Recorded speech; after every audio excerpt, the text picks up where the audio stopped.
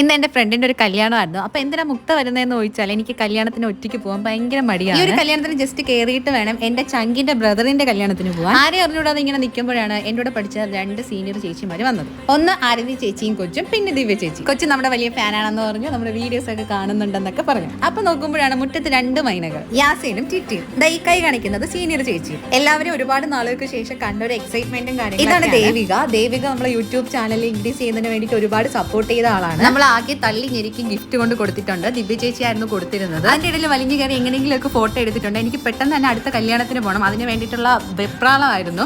അപ്പൊ എല്ലാവർക്കും ബൈ പറഞ്ഞിട്ട് ഞാൻ ഇറങ്ങുവാണ്. അതിന്റെ ഇടയിൽ കൊച്ചു സുന്ദരീനെ കാണാൻ പറ്റിയില്ല. എനിക്ക് ഭയങ്കരമായിട്ട് ഇഷ്ടപ്പെട്ടു കൊച്ചിനെ. അങ്ങനെ എല്ലാവർക്കും ബൈ പറഞ്ഞ് ഇറങ്ങുകയാണ്. ബൈ പറഞ്ഞ് എന്റെ കൈ കഴിച്ചു കേട്ടോ. ഇറങ്ങാൻ നേരത്ത് ഹാരിസ് കുറച്ച് മാഗസിനും കൊണ്ടുവന്നു. അത് മേടിച്ചിട്ടാണ് ഇനി അടുത്ത കല്യാണത്തിന് പോകാൻ പോകുന്നത്. ഞാൻ ഈ പോകുന്നത് ഭയങ്കരമായിട്ട് പേടിച്ചിട്ടാണ്. കാരണം ഷംന എന്നെ കൊല്ലും. കാരണം ലേറ്റ് ആയതുകൊണ്ട് അവൾ എന്നെ ഫോൺ വിളിച്ചോണ്ടേ ഇരിക്കുവായിരുന്നു. അവളെന്ന് ചീത്ത കിട്ടിയില്ലായിരുന്നു, പക്ഷെ കാക്കാടെ നിന്ന് കിട്ടിയായിരുന്നു.